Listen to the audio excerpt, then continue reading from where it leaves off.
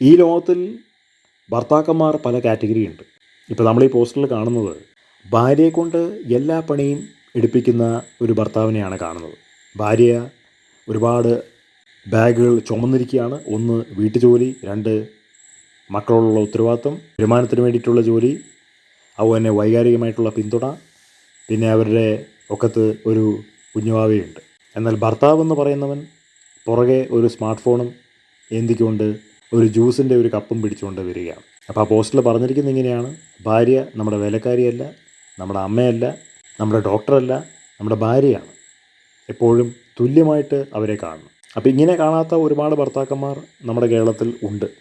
അതുകൊണ്ടാണ് വിവാഹമോചനം, അടി, തല്ല്, മാനസിക പിരിമുറുക്കമൊക്കെ കുടുംബജീവിതത്തിൽ വരുന്നത്.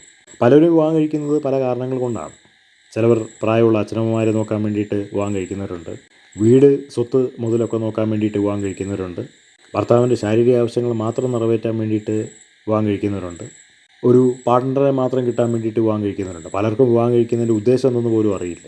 ആ വിവാഹം എന്ന് പറഞ്ഞിരിക്കുന്ന സോഷ്യൽ സിസ്റ്റം എന്തിനു വേണ്ടിയിട്ടാണ് സൃഷ്ടിക്കപ്പെട്ടിരിക്കുന്നത് പോലും അറിയില്ല. അതിനുള്ളിലിരിക്കുന്ന ആന്തരികമായിട്ടുള്ള, വൈകാരികമായിട്ടുള്ള, സാമൂഹികമായിട്ടുള്ള അന്തസ്സത്ത എന്തെന്നുള്ളത് മനസ്സിലാക്കാൻ പലർക്കും ഇതുവരെ കഴിഞ്ഞിട്ടില്ല. അതുകൊണ്ടാണ് കുടുംബജീവിതത്തിൽ ഈ വിള്ളലുണ്ടാകുന്നത്. ഇത് അവസാന വിവാഹമോചനത്തിൽ കലാശിക്കുന്നതിൻ്റെ കാരണം അതാണ്. ഇന്നത്തെ കാലത്തെ പെൺകുട്ടികളൊന്നും ആരും വേലക്കാരികളായിട്ട് അല്ലെങ്കിൽ ഭർത്താക്കന്മാരുടെ തോഴിമാരായിട്ട് വരാൻ തയ്യാറല്ല. അവർ ഭർത്താക്കന്മാരുമായിട്ട് തുല്യ പങ്കാളിത്തം വഹിക്കാൻ ആഗ്രഹിക്കുന്ന പെണ്ണുങ്ങളാണ്. കാരണം അവരെല്ലാവരും വിദ്യാഭ്യാസമുള്ളവരാണ്, സ്വന്തം കാലിൽ നിൽക്കാൻ ജോലിയുള്ളവരാണ്.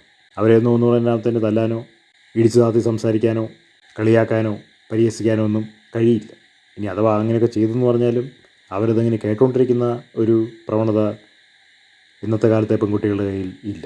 ഒന്നു രണ്ടാമത്തേന് വിവാഹമോചനം എന്നുള്ള ആശയം നമ്മുടെ നാട്ടിലുള്ളതുകൊണ്ട് പെണ്ണുങ്ങൾക്ക് ഇഷ്ടമല്ലാത്ത എന്ത് കാര്യം ചെയ്താലും ഭർത്താക്കന്മാർക്കാണ് നഷ്ടം. പെണ്ണുങ്ങൾക്ക് നഷ്ടപ്പെടാനൊന്നുമില്ല. അവർക്ക് ഭർത്താവിൻ്റെ അടുത്തുനിന്ന് അവർ കോമ്പൻസേഷൻ വാങ്ങി അടുത്ത വിവാഹം അവർ കഴിക്കും. എന്നാൽ സ്നേഹം, സന്തോഷം, ആത്മാർത്ഥത, സത്യസന്ധത, വിശ്വസ്തത, ദീർഘവീക്ഷണം, വൈകാരികമായിട്ടുള്ള ബന്ധം, ആഴത്തിലുള്ള കമ്മ്യൂണിക്കേഷൻ ഒക്കെ ഉണ്ടെങ്കിൽ പിന്നെ ഒരിക്കലും കുടുംബജീവിതത്തിൽ വിള്ളലുകൾ ഉണ്ടാവില്ല. സന്തോഷകരമായിട്ടുള്ള കുടുംബജീവിതം കിട്ടും.